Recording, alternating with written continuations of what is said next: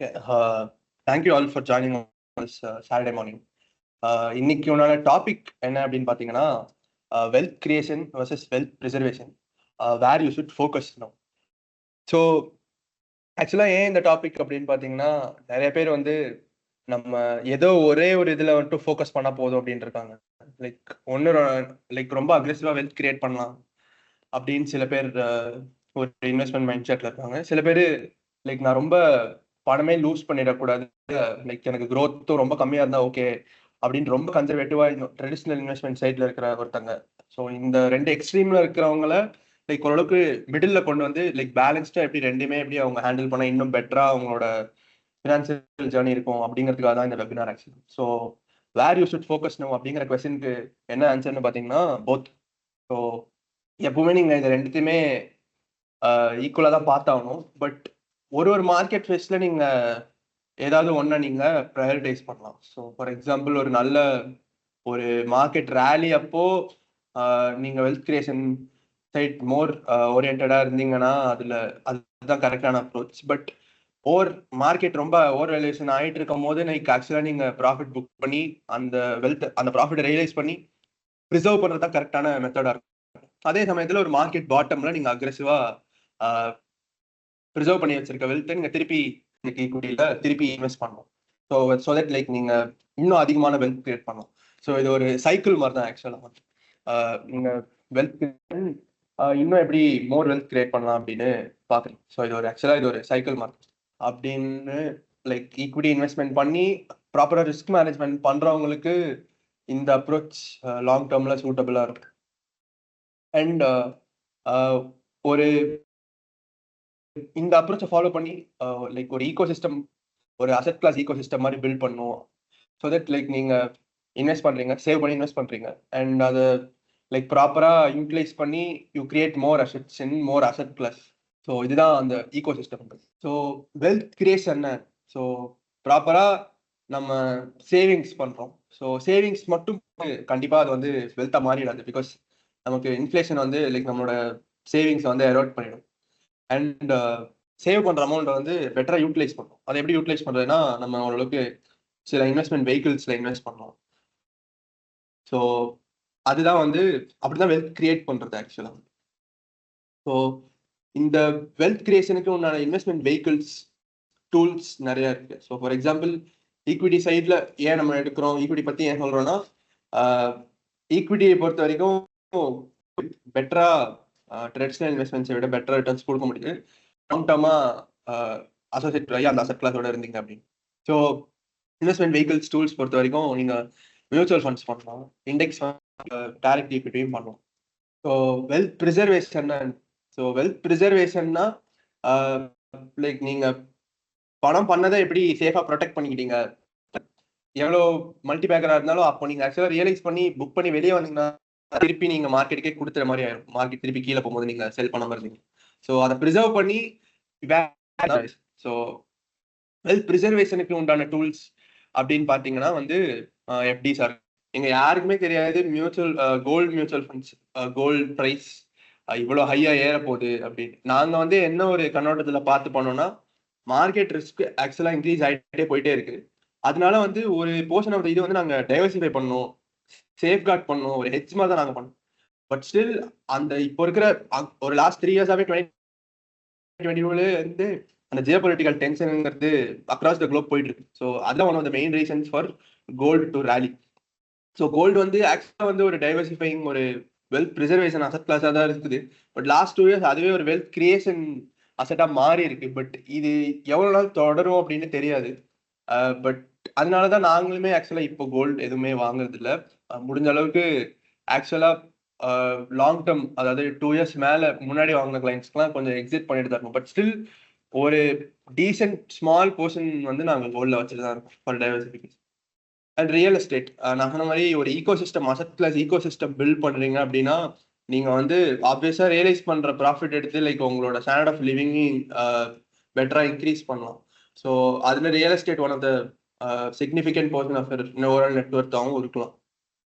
And most important wealth ப்ரிசர்வேஷனுங்கிறது வந்து தான் பண்ணணும் இல்லை, வெல்த் கிரியேட் பண்ணுறதுக்கு முன்னாடி கூட பண்ணணும் ஆக்சுவலாக. அது எப்படின்னு பார்த்தீங்கன்னா இன்சூரன்ஸ். அதுதான் ஆக்சுவலாக இதுலேயே most under rated and most important கூட சொல்லுவாங்க. ஏன்னு பார்த்தீங்கன்னா வந்து ஃபார் எக்ஸாம்பிள் நீங்கள் இன்சூரன்ஸ் எடுக்காமையே ஸ்டார்டிங்கே நீங்கள் ஏர்ன் பண்ண ஆரம்பிச்சிட்டீங்க, நீங்கள் ப்ராப்பராக ஃபுல்லாகவே ஈக்விட்டியில் இன்வெஸ்ட் பண்ணுறீங்க, திடீர்னு நம்ம வீட்டில் நமக்கே ஒரு ஹாஸ்பிட்டலைசேஷன் வந்துடுது அப்படின்னா வந்து ஆப்வியஸாக வந்து நம்ம கிட்ட சேவிங்ஸ் இருக்காது, இன்சூரன்ஸும் இருக்காது. அப்படின்னா வந்து நம்ம வந்து ஆக்சுவலாக நம்மளோட இன்வெஸ்ட்மெண்ட்ஸில் தான் கை வச்சாகும். ஸோ அப்படி பண்ணுறது ஆக்சுவலாக கரெக்டாக இருக்காது. ஏன்னா இன்வெஸ்ட்மெண்ட்ஸுங்கிறது நம்ம லாங் டேர்முக்காக காம்பவுண்டிங் ஆகிறதுக்காக விடுறது. ஸோ இன்வெஸ்ட்மெண்ட்டை கை வைக்காம எப்படி நம்ம ஆக்சுவலாக இந்த மாதிரி சுச்சுவேஷன்ஸ் டீல் பண்ணுறது அப்படின்னு பார்த்தீங்கன்னா எமர்ஜென்சி ஃபண்ட் கிரியேட் பண்ணுறது அண்ட் இன்சூரன்ஸ் எடுக்கிறது. இன்சூரன்ஸ் பொறுத்த வரைக்கும் உங்களுக்கு நிறைய இன்சூரன்ஸ் வச்சுருக்காங்க. அதில் 2 இன்சூரன்ஸ் தான் தேவை, மோஸ்ட் எசென்சியல். ஒன்று வந்து term insurance, life insurance and health insurance. இது ஹாஸ்பிட்டலைசேஷன் அப்போ கிளைம் இது பண்ணுறது. ஸோ உங்களுக்கு கார்பரேட் கவர் நிறைய இடத்துல கொடுத்துப்பாங்க தான், பட் ஸ்டில் உங்கள் பர்சனல் உங்களோட ஃபேமிலிக்குன்னு நீங்கள் பர்சனலாக எடுத்து வச்சுக்கிறது தான் அட்வைசபிள். ஸோ நான் முன்னாடி சொன்ன மாதிரி wealth creation or wealth preservation which should you focus first வந்து ஆக்சுவலாக இதை வந்து சைமல்டேனியஸாக 2 மாதிரி பண்ணலாம். உங்கள் சேவிங்ஸ்லேயே ஃபர்ஸ்ட் கொஞ்சம் கொஞ்சம் இன்சூரன்ஸ் எமர்ஜென்சி ஃபண்டுன்னு பிரித்து ஃபர்ஸ்ட் நீங்கள் இனிஷியல் ஃபேஸஸ் ஆஃப் ஒரு 2-3 இயர்ஸ் ஃபுல்லாக கான்சன்ட்ரேட் பண்ணி சைட் பை சைட் கான்சன்ட்ரேட் பண்ணி ஈக்விட்டி இன்சூரன்ஸ்னு 2மே உங்களோட சேவிங்ஸை சேனலைஸ் பண்ணலாம். ஆர் மேபி லைக் இல்லை நான் ஃபர்ஸ்ட் வந்து இந்த எமர்ஜென்சி ஃபண்ட்ஸ் அண்ட் இன்சூரன்ஸ் நான் ஃபுல்லாக இது பண்ணிடுறேன் அப்படின்னா நீங்கள் தாராளமாக ஃபர்ஸ்ட் ஒரு இனிஷியல் ஃபியூ இயர்ஸ் அந்த சைடில் மட்டும் ஃபோக்கஸ் பண்ணிட்டு அதுக்கப்புறம் வெல்த் கிரியேஷன் ஆஸ்பெக்ட்டுக்கு வர ஆரம்பிக்கலாம்.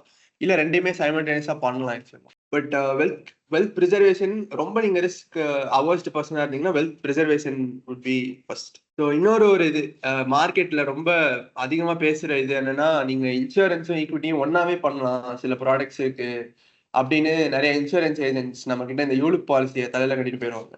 ஸோ ஆக்சுவலாக அதுவும் நிறைய பேர் நம்ம நம்பி சரி இன்வெஸ்ட்மெண்ட்டும் இதுவும் ஒன்றா இருக்கே இன்சூரன்ஸ், அது கூட டேர்ம் இன்சூரன்ஸ்னு கூட சொல்லி இது பண்றாங்க, டேர்ம் இன்சூரன்ஸ் பிளஸ் இன்வெஸ்ட்மெண்ட் அப்படின்னு. இது எந்த அளவுக்கு உண்மைன்னா லைக் அது ஆக்சுவலா உங்ககிட்ட இருந்து அதிக கமிஷன் எடுக்கிறதுக்கு அவங்க கிட்ட செல் பண்ற ஒரு ப்ராடக்ட் அவ்வளவுதான். Banks and most of the insurance company அவங்களோட கமிஷனுக்காக கிரியேட் பண்ற மாதிரி ப்ராடக்ட்ஸ் தான் இந்த யூலிப் பாலிசிஸ்லாம்.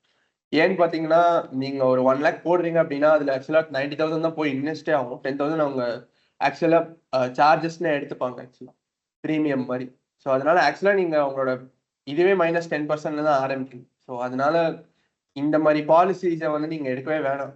இந்த மாதிரி ULIP policies, money back policy, endowment plan, இது எல்லாமே உங்களுக்கு ஆக்சுவலாக ஓவரால் 4-5% எக்ஸ்ட்ரா தான் வரும். பட் ஆனால் நீங்கள் ஆக்சுவலாக policy document and calculation max போட்டு பார்த்தீங்க அப்படின்னா இதுதான் காட்டும். பட் நிறைய பேர் இதெல்லாம் பண்ணுறது இல்லாதனால தான் இது மாதிரி பாலிசிஸ் நம்ம எப்படியோ எடுத்துடுறோம். அண்ட் அதுக்கு ஒன்றும் லாக்இன் இருக்கு, சரண்டர் வேல்யூ பண்ணால் உங்களுக்கு பாதி கூட கிடைக்காது. ஸோ இதுல இந்த சைட்ல நீங்க போகாம பாத்துக்கணும். ஸோ தட் நீங்க எப்பவுமே இன்வெஸ்ட்மெண்ட்டை தனியா பாருங்க, இன்சூரன்ஸை தனியா பாருங்க. So where should you focus no? So இந்த மார்க்கெட் கான்டெக்ட் பொறுத்த வரைக்கும் மார்க்கெட்டுன்றது இன்னும் ரேலி ஆகிட்டே தான் இருக்கு. நடுவில் மேபி லாஸ்ட் 2 இயர்ஸ்ல மேபி 3 சிக்னிஃபிகன்ட் கரெக்ஷன்ஸ் தான் மேபி நடந்திருக்கும். ஒன்று வந்து மார்ச் இந்த இயர் நடந்துச்சு, சாரி ஃப்ரம் லாஸ்ட் இயர் செப்டம்பர்லேருந்து மார்ச் வரைக்கும் ஒரு டவுன் ட்ரெண்ட் இருந்துச்சு. அப்புறம் last year June 4th election அப்போ ஒரு அது கரெக்ஷன் சொல்ல முடியாது, 1 டேல ஒரு ஒரு பெரிய ட்ராடவுன் இருந்துச்சு. இது தவிர்த்து மார்க்கெட் -10% கரெக்ஷன் வேற எப்பவுமே நடந்ததே இல்லை. ஸோ மார்க்கெட் மேலே போயிட்டே தான் இருக்கு. ஸோ அதனால நம்ம எவ்வளோக்கு எவ்வளோ கான்சியஸா இன்வெஸ்ட் பண்றோமோ அவ்வளோக்கு எவ்வளோ நம்ம சேஃபா இருக்கும். ஸோ நீங்க ஆக்சுவலா இந்த மாதிரி மார்க்கெட் கண்டிஷன்ல நீங்க மோஸ்டா லார்ஜ் கேப் சைட்ல ஸ்டிக் ஆகுறது பெட்டர். ஏன்னா லார்ஜ் கேப் தான் உங்களுக்கு ஓரளவுக்கு ஸ்டெபிலிட்டியும் இருக்கும் அண்ட் அவங்களால ஒரு டல் பிஸ்னஸ் சைக்கிளை வித்ஸ்டாண்ட் பண்ண முடியும். வேற ஒரு நல்ல ஃபண்டமெண்டல் இருக்கிற ஸ்மால் கேப் கம்பெனி கூட வித்ஸ்டாண்ட் பண்ண முடியாது. ஏன்னா அவங்களுக்கு அவ்வளோ கேஷ் ஃப்ளோ இருக்காது. ஸோ ஈஸியாக அவங்களால பேங்க்ரப்ட் ஆகிறதுக்கு அதிக வாய்ப்பு இருக்கு. ஸோ அதனால முடிஞ்ச அளவுக்கு நீங்கள் லார்ஜ் கேப் சைடில் உங்களோட ஈக்விட்டி இன்வெஸ்ட்மெண்ட்ஸை வச்சுக்கலாம். அண்ட் மோரோவர் நீங்கள் இந்த மிட் அண்ட் ஸ்மால் கேப் சைடில் நீங்கள் ப்ராஃபிட் ரியலைஸ் பண்ணி வெளியே வந்து இந்த டெட்டு இது மாதிரி இதில் லைக் வெயிட் பண்ணலாம். ஸோ தட் அட்லீஸ்ட் உங்களுக்கு உங்க போர்ட்ஃபோலியோ டபுள் டிஜிட்ல க்ரோ ஆனாலும் சிங்கிள் டிஜிட்ல க்ரோ ஆகும். But somehow it's better than losing your invested value. So அதனால ஓரளவுக்கு ரிஸ்கியர் பார்ட்ஸ் ஆஃப் த மார்க்கெட்ல இருந்து you can stay away and you can stay invested in safer parts of the market. இதுதான் நாங்கள் எங்களோட கிளைண்ட்ஸ்க்கு suggest பண்ணுற இது. ஸோ அதனால நீங்கள் வந்து ஃபுல்லாகவே ஈக்விட்டியிலேருந்து எடுத்துடணுமா அப்படின்னு கேட்டால் இல்லை. ஸோ அதனால நீங்கள் ரொம்ப அதிகமாக மார்க்கெட் டைமிங் பண்ண வேணாம். ஸோ உங்களோட கோல்ஸை நோக்கி நீங்கள் உங்களோட சேவிங்ஸ் இன்வெஸ்ட்மெண்ட்ஸை நீங்கள் தாராளமாக கண்டினியூ பண்ணிட்டே போயிட்டு இருக்கோம். ஸோ எந்த பார்ட் ஆஃப் த மார்க்கெட்டில் இன்வெஸ்ட் பண்ணுறவங்க தான் மாட்டோம், பட் நம்ம இன்வெஸ்ட் பண்ணுறது நம்ம பண்ணிகிட்டே இருக்கோம். ஸோ ஜென்ரலாக இப்போ ஒரு ஆவரேஜ் இந்தியன் இன்வெஸ்டர்ஸ் எப்படி இருக்காங்கன்னா, நான் சொன்ன மாதிரி லைக் ரெண்டு எக்ஸ்ட்ரீம்ல தான் இருக்காங்க. ஒருத்தவங்க வந்து ரொம்ப ஃபுல் 100% ஈக்விட்டியில் இருக்காங்க, சில பேர் ஃபுல் 100% ஃபிக்ஸட் டெபாசிட்ஸ்ல இருக்காங்க. ஸோ அண்ட் 100% ஈக்விட்டியில் இருக்கவங்களுமே அதிகமாக லைக் ஷார்ட் டேர்மாக ஓரளவுக்கு ரொம்ப லாங் சைடட் விஷன் இல்லாமல் ஓவர் ட்ரேட் பண்ணுறது இது மாதிரி தான் இருக்கு. ஸோ இந்த மாதிரி இதை நீங்கள் தவிர்த்துட்டு ஒரு நார்மல் லாங் டேர்ம் ஓரியன்டான ஒரு விஷயம்ல நீங்க இன்வெஸ்ட் பண்றது பெட்டர். அண்ட் அதுதான் லாங் டேர்மா உங்களுக்கு காம்பவுண்டிங்கும் டஸ் இட்ஸ் மேஜிக். ஸோ ஜென்ரலா இது இது இருக்கிறது தான். இந்த மாதிரி ரூல்ஸ் இருக்கு இல்லையா? So 60-40 rule, like asset allocation, இது ஆக்சுவலா 60-40 ஆர் 70-30 ரூல். ஸோ இது எப்படி அப்படின்னு பார்த்தீங்கன்னா வந்து உங்களோட ஸ்டார்டிங் ஆஃப் யுவர் கரியர்ல லைக் நீங்க மோஸ்ட்லி வெல்த் கிரியேஷன் பத்தி தான் யோசிக்கணும். எஸ், இன்சூரன்ஸ், எமர்ஜென்சி ஃபண்ட்ஸ், அதுக்கப்புறம் இதெல்லாம் பண்ணி முடிச்சதுக்கப்புறம் அதிகமாக லைக் நீங்கள் வெல்த் கிரியேஷன் பற்றி இது பண்ணலாம். ஸோ நீங்கள் 70-80% தாராளமாக லைக் உங்களோட இதை வந்து இன்வெஸ்ட்மெண்ட் சைடில் இது பண்ணி இந்த டெட் போர்ஷனை வந்து 20-30% வச்சுக்கலாம். அண்ட் மேபி உங்களோட கெரியர் மிட்ல மேபி இதை உங்களோட டெட் அலிகேஷன் பார்ட்டை வந்து கொஞ்சம் இன்க்ரீஸ் பண்ணலாம். அண்ட் உங்களோட வெல்த் கிரியேஷன், அதாவது ஈக்விட்டி போர்ஷனை வந்து ஒரு 10% கம்மி பண்ணணும்.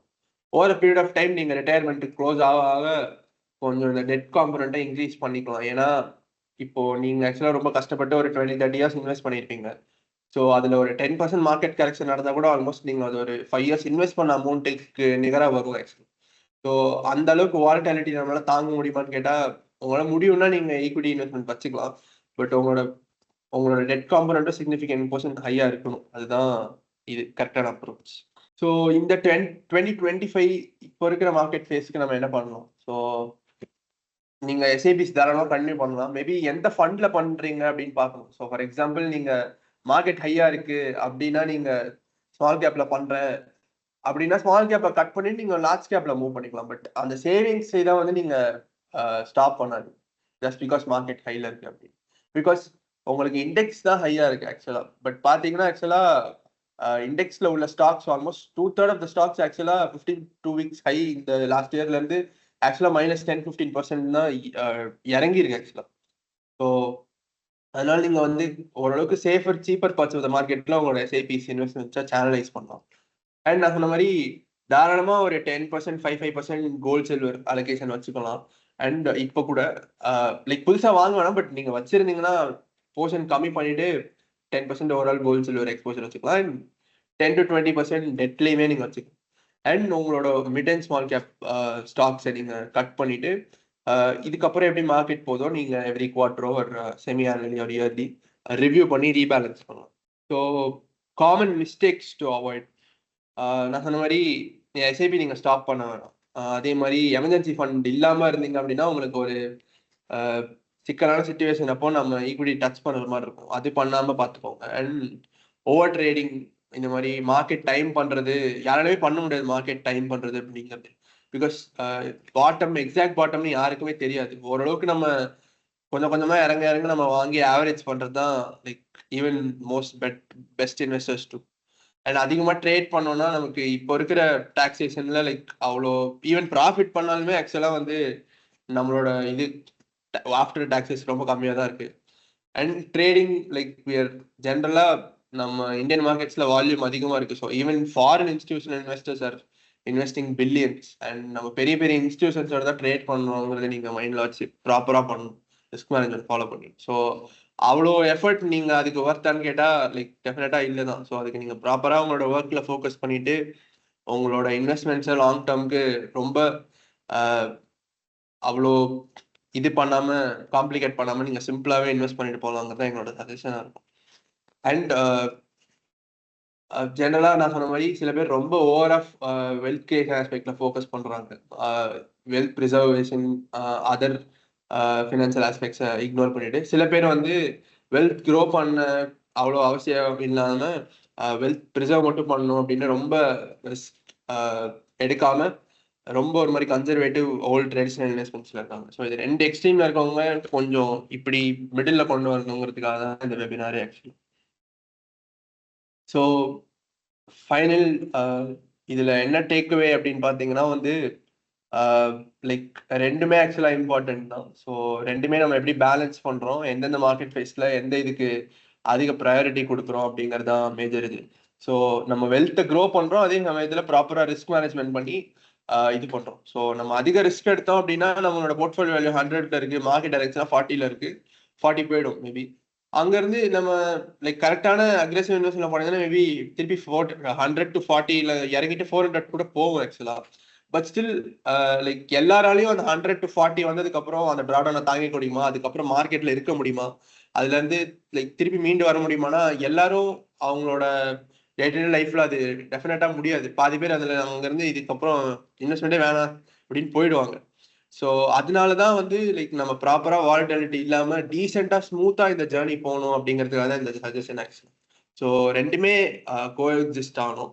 ஸோ நம்மளோட கோல்ஸ், நம்மளோட ஏஜ் ஃபேக்டர், அதுக்கப்புறம் லைக் நம்மளோட ரிஸ்க், நம்ம எதை நோக்கி நம்மளோட இது இருக்கு அப்படின்னு பார்த்து நம்ம இதெல்லாம் பேலன்ஸ் பண்ணி இது பண்ணோம். Thank you. So thank you all for joining on this Saturday morning. I hope this session was useful and insightful for you.